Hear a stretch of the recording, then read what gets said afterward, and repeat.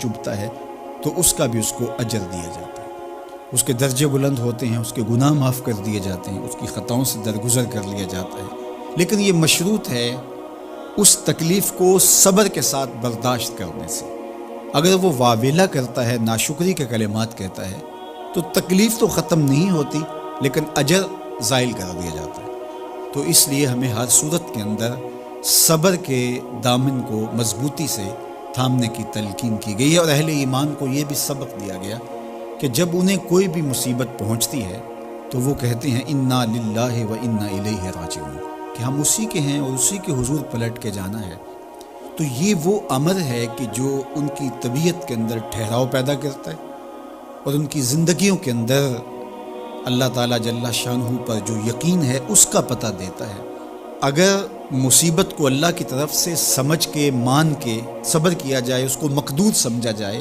اس پر واویلا نہ کیا جائے، اللہ کی نافرمانی کا کوئی کلمہ نہ بولا جائے، اپنے عقیدے میں تزلزل نہ آنے دیا جائے، اپنے رویوں کی خوبصورتی کو زائل نہ ہونے دیا جائے، تو اس کا مطلب ہے کہ وہ شخص مومن ہے، اس کا یقین ہے کہ یہ اللہ کی طرف سے ہے،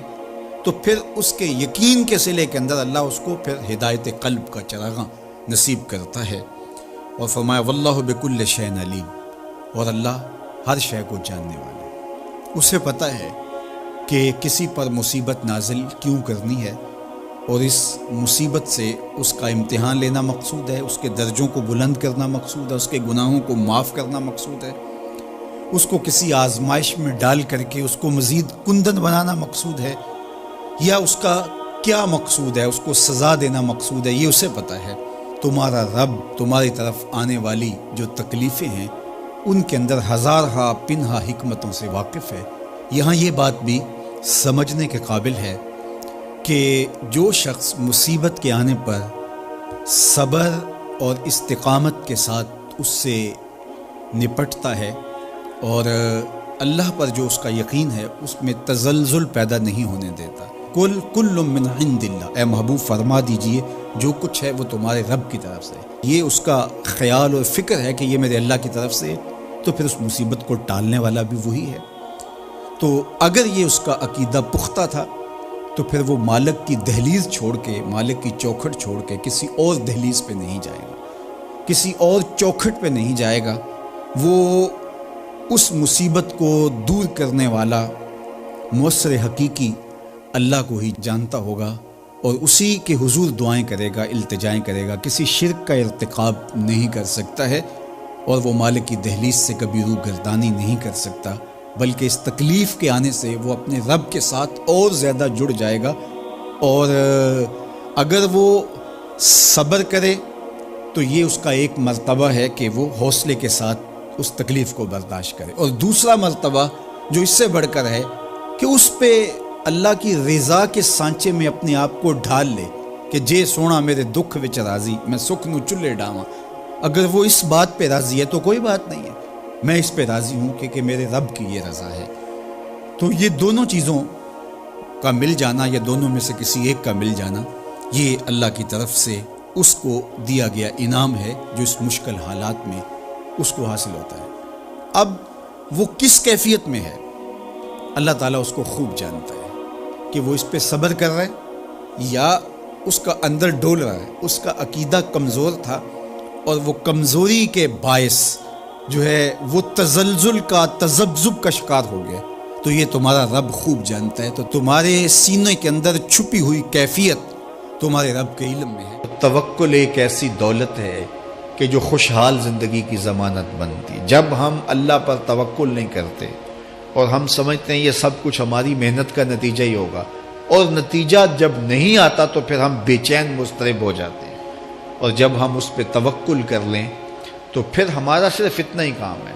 کہ میاں ہم یہ کام کر رہے ہیں، بس یہ حکم، ہم بیج بو رہے ہیں، بس یہ حکم ہے اور بو رہے ہیں، باقی اس پہ بھروسہ ہے، یہ کام اس کا ہے کہ اس نے اس کو اگانا ہے، اس کے اوپر پھل لگانے ہیں۔ تو جب اس پہ توکل ہو جائے تو بندہ سوکھا رہتا ہے، ورنہ بندہ مشکل میں مبتلا ہو جاتا ہے۔ بسا اوقات ایسا ہوتا ہے کہ بندہ ایک منصوبہ تیار کرتا ہے، اس کا عملی نتیجہ اس کو سامنے نظر آ رہا ہوتا ہے، لیکن نتیجہ بالکل الٹ جاتا ہے۔ سید علی المرتضیٰ فرماتے ہیں میں نے اپنے ارادوں کی شکست سے ہی اپنے رب کو پہچانا ہے۔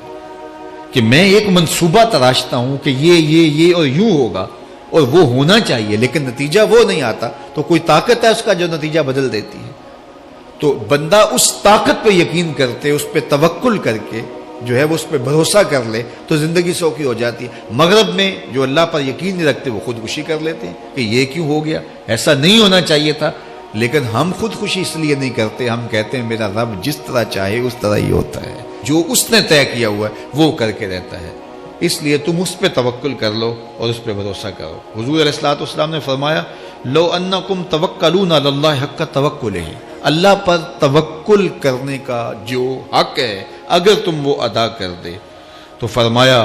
اللہ تمہیں ایسے رزق عطا کرے جیسے پرندوں کو عطا کرتا ہے۔ ہمارا تو کاروبار ہے، یہ فیکٹری ہے، یہ دکان ہے، یہ ہماری نوکری ہے،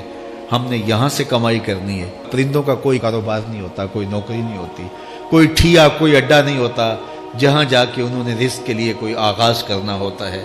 بلکہ حضور نے فرمایا تغدو خماسا وتروح بطانا، جب وہ صبح گھر سے نکلتے ہیں تو خالی پیٹ نکلتے ہیں اور انہیں کوئی اپنی منزل کا تعین نہیں ہوتا، جدھر خیال آیا اڑ گئے ادھر، لیکن کبھی ایسا نہیں ہوا کہ شام کو خالی پیٹ واپس آئے ہوں، کہا وہ پیٹ بھر کے آتے ہیں۔ باہو بولے بن توکل پنچھی اڑ دے، خرچ نہ پلے زیرا ہو، جب گھر سے اڑتے ہیں تو ان کے پلے نہ کوئی خرچ ہوتا ہے، نہ راس المال ہوتا ہے، نہ کوئی اوزار ہوتے ہیں، نہ کوئی ہتھیار ہوتے ہیں، کچھ بھی نہیں ہوتا، یوں ہی گھر سے نکلتے ہیں، کبھی بھی خالی پیٹ نہیں آئے۔ فرمایا اگر اللہ پہ پرندے توکل کر لیں تو اللہ اسے بھی عطا کرتا ہے، تم توکل کرو گے تو تمہیں عطا نہیں کرے گا، تو تمہاری زندگی سوکھی ہوگی۔ گھر سے نکلو کام کے لیے، فیکٹری کے لیے، مزدوری کے لیے، لیکن ٹینشن نہیں لینی کہ کیسے ملے گا، کیسے ہوگا، درود پڑھتے جاؤ اور مصطفیٰ کریم پہ سلام پڑھتے جاؤ، وہ تمہارے لیے رزق کے دروازے کھول دے۔ خاندانوں کے اندر کچھ شریر لوگ ہوتے ہیں جو چھوٹی بات کو بڑا کر کے زوجین کے سامنے الگ الگ پیش کر دیتے ہیں، تو طبائع کے اختلاف کی وجہ سے، طبی تفاوت کی وجہ سے کوئی اختلاف ہو سکتا ہے، لیکن اس کو اچھال کے بڑا کر کے دونوں کی نظر میں، تو یہ ایسی بدکاری ہوتی ہے جو مختلف خاندانوں کے اندر مختلف طبائع کے لوگوں کا مزاج ہوتا ہے، تو ایسے لوگوں سے اپنے آپ کو محتاط رکھنے کی ضرورت ہوتی ہے، اور اگر وہ شوہر کے خاندان سے تعلق رکھنے والا فرد ہے تو اس کو بیوی کو بتا دینا چاہیے